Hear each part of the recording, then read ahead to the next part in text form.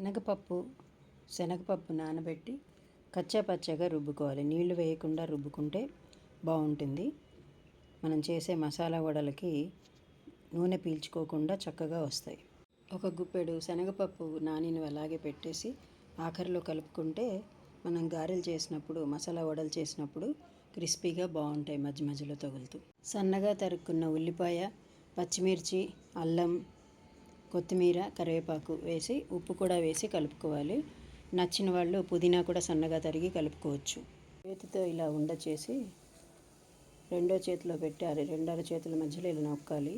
ఈ షేప్లో వస్తుంది. ఎడమ చేయి వాడడం ఎందుకని నాకు ఇష్టం ఉండదని ఇలా ప్లేట్ మీద చేస్తున్నాను. మా అమ్మాయి చెప్పిన ఉపాయం ఇది.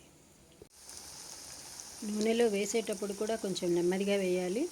బాగా వేగాయి అనిపించినప్పుడే తిప్పాలి. అంటే కనీసం 1 నిమిషంన్నర 2 నిమిషాలు ఆగిన తర్వాత అటువైపు వేగాయి అన్న తర్వాతే వెనక్కి తిప్పాలి. లేకపోతే ఇదిగో ఇలా పొడి పొడిగా విడిపోతాయి. మసాలా వడలు రెడీ.